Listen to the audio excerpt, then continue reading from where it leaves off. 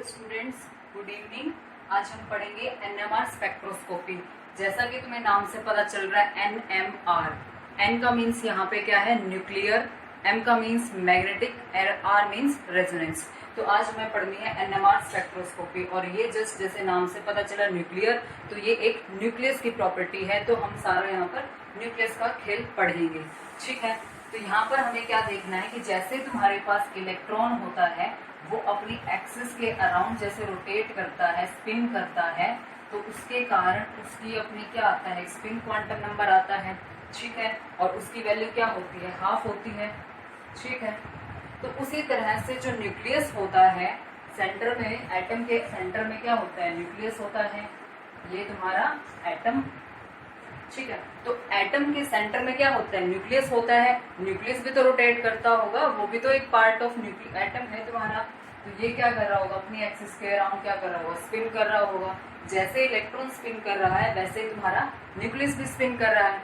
तो न्यूक्लियस के स्पिन करने के कारण इसकी भी क्या आती है, एक nuclear spin value, nuclear spin value, जिसको आई से रिप्रेजेंट किया जाता है, ठीक है। तो न्यूक्लियस जब अपनी एक्सिस के अराउंड रोटेट करेगा, स्पिन करेगा, तो उससे क्या आएगी, न्यूक्लियर स्पिन वैल्यू आएगी। उसको हम आई बोलते हैं, आई से इसको हम रिप्रेजेंट कर सकते हैं, ठीक है।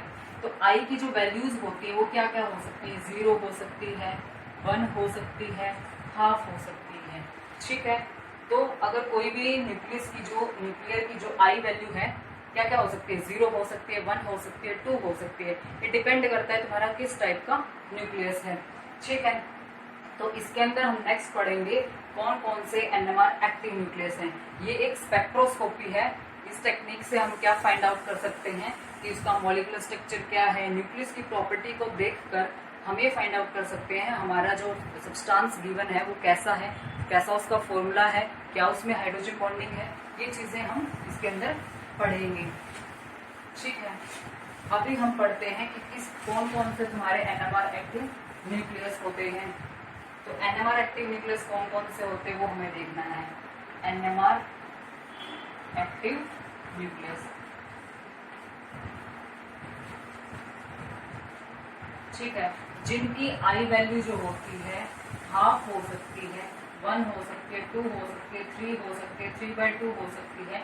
यानी एनएमआर एक्टिव न्यूक्लियस वो न्यूक्लियस होते हैं जिनकी जो न्यूक्लियस स्पिन वैल्यू होती है वो हाफ हो सकती है, मीन्स फ्रैक्शंस में हो सकती है, हाफ, 3/2, 5/2 फ्रैक्शंस में हो सकती है, और इंटीजर में हो सकती है, 1, 2, 3, और इस तरह से तुम्हारी वैल्यूज हो सकती हैं। तो एनएमआर एक्टिव न्यूक्लियस वो होते हैं जो अपना सिग्नल देंगे स्पेक्ट्रम के अंदर, ठीक है। उनकी न्यूक्लियर स्पिन वैल्यू में, दैट मीन्स वो एक्टिव है, उनकी अपनी एक स्पिन वैल्यू है, that means nuclear spin value जिसकी होती है वो एनएमआर एक्टिव न्यूक्लियस होते हैं। इनको हम क्या बोलते हैं, मैग्नेटिक न्यूक्लियस भी इन्हें कहा जाता है, मैग्नेटिक न्यूक्लियस, ठीक है। अब सेकेंड हमें पढ़ने हैं non magnetic nucleus. Non magnetic nucleus कौन से होंगे, जिसमें आई वैल्यू जो होगी तुम्हारी क्या होगी, 0, आई वैल्यू इक्वल टू 0। तो ये जो न्यूक्लियस होते हैं इनकी कोई भी न्यूक्लियर स्पिन वैल्यू नहीं होती है, तो इनको हम बोलते हैं नॉन मैग्नेटिक न्यूक्लियस या फिर NMR inactive nucleus. That means वो पर्टिकुलर न्यूक्लियस जो है वो पार्टिसिपेट नहीं करेगा रिएक्शन में फॉर एनएमआर स्पेक्ट्रोस्कोपी। तो हम पढ़ेंगे कि कौन कौन से तुम्हारे एनएमआर एक्टिव न्यूक्लियस है। हालांकि इसका कोई रूल नहीं है, बट फिर भी हमारे पास 1-2 रूल आए हुए हैं जो साइंटिस्ट ने प्रोवाइड किए हमें, उनको हम पढ़ेंगे कौन कौन से एनएमआर एक्टिव न्यूक्लियस हो सकते हैं, ठीक है। इसको निकाला जाता है एटॉमिक नंबर के बेस पे, एटॉमिक नंबर, एटॉमिक मास के बेस पे निकाल सकते हो कि आई वैल्यू इसकी क्या आएगी, क्या वो एक्टिव है या फिर नहीं है। देखो सबसे पहली बात तुम छोटी सी याद रखो, एटॉमिक नंबर हो चाहे एटॉमिक मास हो, दोनों में से एक तुम्हारा ऑड होना चाहिए, वही तुम्हारा क्या होगा, आई एक्टिव होगा, यानी उसकी न्यूक्लियर वैल्यू कुछ ना कुछ आएगी और वो एनएमआर एक्टिव हो जाएगा, ठीक है। तो इन दोनों में से कोई भी तुम्हारा ऑड होना चाहिए। लेट्स सपोज हम मान लेते हैं कि दोनों ही ऑड है तुम्हारे, ये भी ऑड है और ये भी ऑड है। अब सोचो कौन सा ऐसा तुम्हारा एटम है जिसके पास ऐसा कौन सा मॉलिक्यूल है जिसके पास दोनों ही चीजें ऑड है। नाइट्रोजन, इतना सिंपल सा एग्जांपल है तुम्हारे पास। नाइट्रोजन में क्या होता है कि एटॉमिक नंबर भी 7 होता है और एटॉमिक मास भी 15 होता है, तो दैट मीन्स दोनों ऑड है तुम्हारे, 7 भी ऑड है 15 भी ऑड है।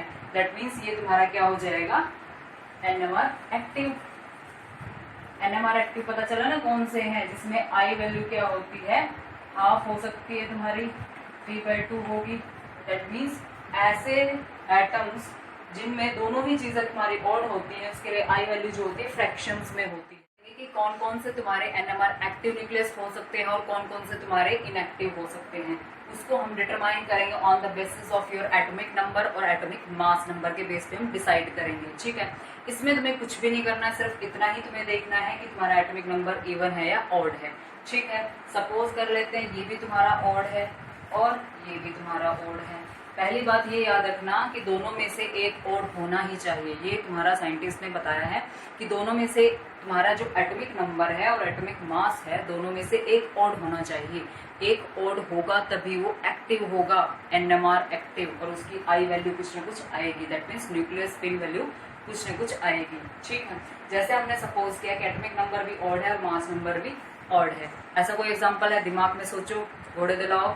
उसमें क्या होगा कि जो तुम्हारे नाइट्रोजन है उसमें एटॉमिक नंबर भी ऑड है, एटॉमिक मास भी ऑड है, तो दोनों ही तुम्हारे क्या हो जाते हैं, ऑड हो जाते हैं, तो वो एनएमआर एक्टिव है। क्योंकि एटॉमिक नंबर भी 7 है, एटॉमिक मास 15 है, दोनों ऑड है, तुम्हारे 7 भी ऑड है 15 भी ऑड है, तो दोनों ऑड हो गए, तो वो तुम्हारा एनएमआर एक्टिव हो जाएगा, जिसकी आई वैल्यू होती है फ्रैक्शंस में, हाफ है, 3/2 है, 5/2, इस तरह से तुम्हारी वैल्यू हो जाएगी और ये तुम्हारा क्या हो जाएगा, एनएमआर एक्टिव न्यूक्लियस हो जाएगा। नेक्स्ट तुम पढ़ोगे कि दोनों में से एक दोनों इवन भी हो सकती है, ये भी सपोज कर सकते हैं हम। ठीक है, ऐसा कोई एग्जांपल सोचो कि इसका एटॉमिक नंबर भी इवन हो और मास नंबर भी इवन हो। सिंपल सा एग्जांपल, कार्बन, ऑक्सीजन, ये क्या होते हैं कि इनका एटॉमिक नंबर भी इवन होता है, एटॉमिक मास वो होता है वो भी तुम्हारा इवन होता है, तो इसमें ये क्या हो जाएगा, इनएक्टिव, इसकी आई वैल्यू 0 हो जाएगी।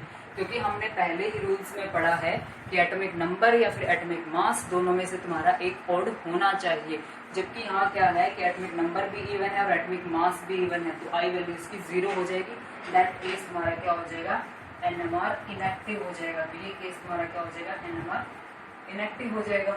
अब ये एनएमआर इनएक्टिव हो गया। तीसरा केस हम पढ़ सकते हैं कि ये तुम्हारे पास जो एटॉमिक मास है वो तुम्हारा इवन हो जाए या फिर वो तुम्हारा ऑड हो जाए, दोनों में से एक ऑड हो सकता है ना तुम्हारा।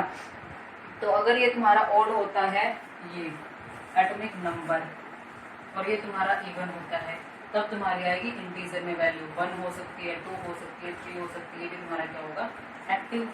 क्योंकि हमने बात की थी दोनों में से एक ऑड होना चाहिए। एटॉमिक नंबर इवन है, एटॉमिक नंबर तुम्हारा ऑड है, एटॉमिक मास तुम्हारा इवन है, तो ये तुम्हारा एक्टिव, क्योंकि एक तुम्हारा ऑड होना चाहिए, ऑड है, ये ऑड है, ये ऑड है, दोनों में से एक ऑड होना चाहिए, तो तुम्हारा एक्टिव हो जाएगा और आई वैल्यू 1 2 3 हो जाएगी इसकी।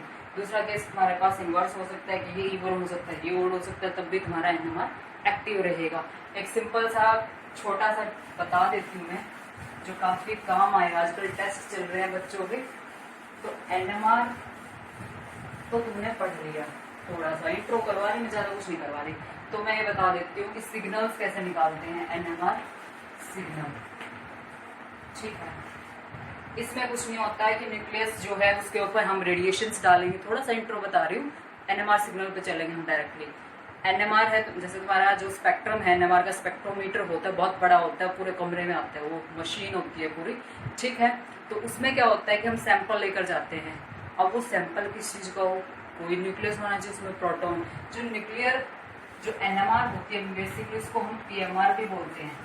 ठीक है, क्योंकि ये पूरी बेस्ड होती है प्रोटॉन पे, क्योंकि न्यूक्लियस को हम क्या कंसिडर करते हैं, प्रोटॉन और वो भी हाइड्रोजन।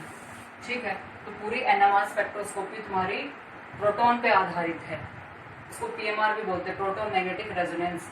दैट मीन्स प्रोटॉन का हम सैंपल लेंगे, दैट मीन्स हम एक ऐसा सैंपल लेंगे जिसमें हाइड्रोजन प्रेजेंट हो, वो तुम्हारा एज ए प्रोटॉन की तरह एक्ट करेगा और उसी के तुम्हारे सिग्नल्स आएंगे। ठीक है, अगर किसी सैंपल में हाइड्रोजन नहीं है तो सिग्नल नहीं आएगा, समझ रहे हो। अगर उसमें प्रोटॉन है तो ही सिग्नल आएगा। अब कितने टाइप्स के प्रोटॉन है उतने ही टाइप्स के सिग्नल आएंगे। एक टाइप का प्रोटॉन है तो एक ही सिग्नल आएगा, 2 टाइप के प्रोटॉन है तो 2 सिग्नल आएंगे। तो ये तुम्हारे नंबर ऑफ सिग्नल किस पे डिपेंड करता है, टाइप्स ऑफ प्रोटॉन पे। किस पे डिपेंड करता है, टाइप्स ऑफ प्रोटॉन पे डिपेंड करता है। अब अगर 2 टाइप के प्रोटॉन होंगे तो 2 सिग्नल आ जाएंगे, ये समझ रहे हो? ठीक है, तो 2 टाइप के, अगर टाइप्स ऑफ जो तुम्हारा NMR सिग्नल किस पे डिपेंड करता है, टाइप्स ऑफ प्रोटॉन पे डिपेंड करता है।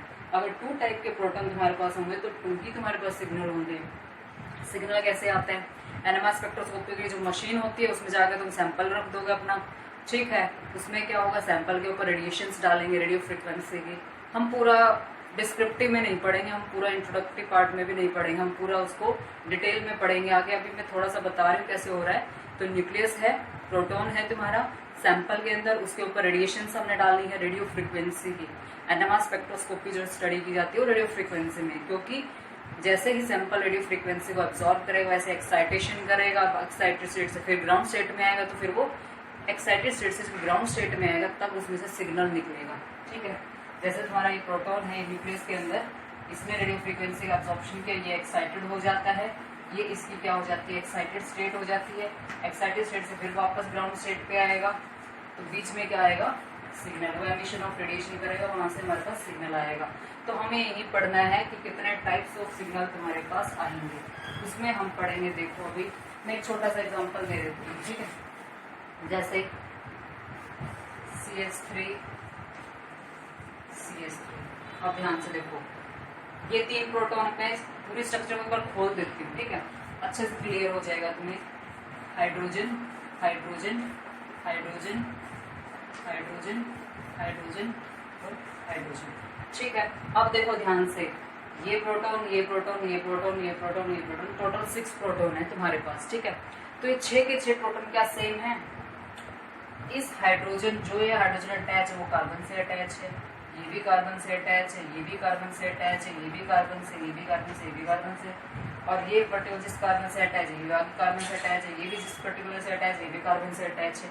अगर तुम ध्यान से देखो, 6 के 6 प्रोटॉन्स जो होते हैं वो कार्बन के कांटेक्ट में है। दैट मीन्स एक प्रोटॉन जो है यहाँ पर एक टाइप का नहीं है, यहाँ पर सारे प्रोटॉन्स एक ही टाइप के हैं, क्योंकि सारे के सारे प्रोटॉन जो है वो सेम एनवायरनमेंट में है।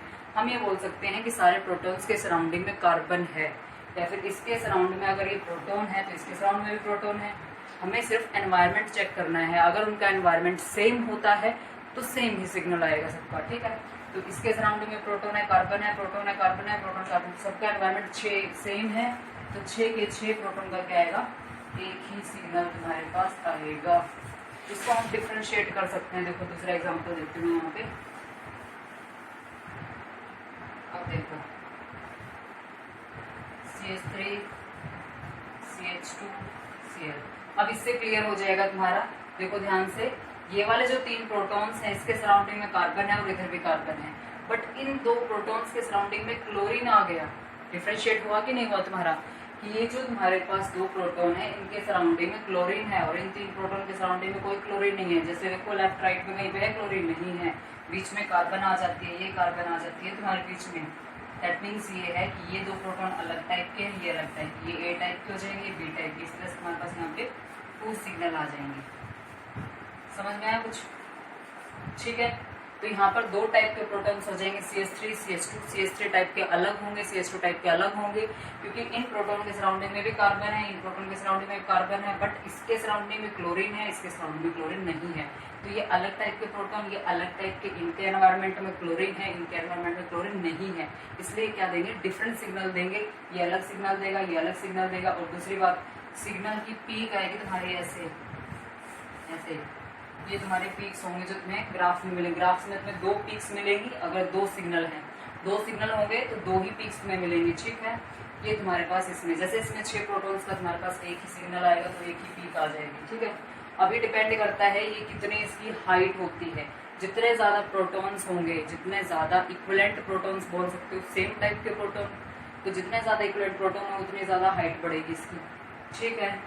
अगर ये 3 प्रोटॉन थे तुम्हारे एक टाइप के, ये 2 एक टाइप के प्रोटॉन थे, तो ये 6 एक टाइप के प्रोटॉन है, तो इनकी हाइट ज्यादा होगी, ठीक है। ये 6 प्रोटॉन है, तो जो सिग्नल की हाइट होती है वो भी डिपेंड करती है नंबर ऑफ प्रोटॉन्स पे और इसके एरिया पे, पीक के अंदर जो एरिया प्रेजेंट होगा वो भी नंबर ऑफ प्रोटॉन्स पे डिपेंड करता है। यहाँ पर 3 प्रोटॉन है, 2 प्रोटॉन है, इनका सिग्नल भी अलग अलग मिलेगा, किसी की हाइट ज्यादा होगी, किसी की विड्थ ज्यादा होगी। हम डिटेल में पढ़ेंगे नेक्स्ट लेक्चर में। Today for now close it. Thanks for watching.